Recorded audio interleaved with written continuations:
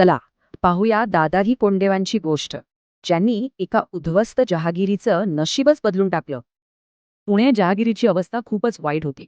सगळीकडे अनागोंदी. लोकांना गरज होती एका बदलाची. आणि मग आले दादाजी कोंडदेव, कोंढाण्याचे सुभेदार आणि एक अत्यंत निष्ठावंत कारभारी. त्यांच्या कारभाराची 4 मुख्य सूत्र होती: चोखपणा, न्याय, कडक शिस्त आणि निष्ठा. त्यांच्याच देखरेखीखाली पुण्याच्या नव्या सुरुवातीचं प्रतीक म्हणून लाल महाल उभा राहिला. पण सगळ्यात पहिलं आव्हान काय होतं? ओसाड पडलेली शेती. शेतकऱ्यांना परत कसं आणणार? त्यांनी एक जबरदस्त उपाय शोधला.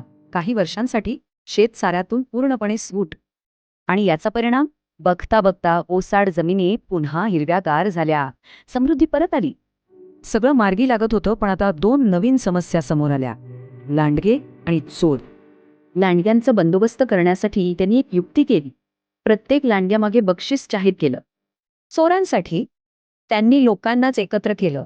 शेतकऱ्यांची पथकं बनवून पहारा द्यायला लावला. आणि असं करून त्यांनी लांडगे आणि चोर या दोघांचाही पक्का बंदोबस्त केला. आता पुढचा टप्पा होता करप्रणाली सुधारण्याचा. त्यासाठी त्यांनी आणली प्रतवारी पद्धत. म्हणजे आधी जमिनीची प्रत बघायची, तिची गुणवत्ता तपासायची आणि मग त्यानुसार कर लावायचा. या न्यायी पद्धतीमुळे लोकांना खूप दिलासा मिळाला. जहागिरीत स्थैर्य आणि आनंद परत आला.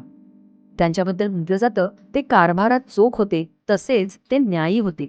एकदम अचूक वर्णन. मग विचार करण्यासारखी गोष्ट आहे, उत्तम प्रशासनासाठी जास्त महत्वाचं काय? कडक शिस्त की खरा न्याय?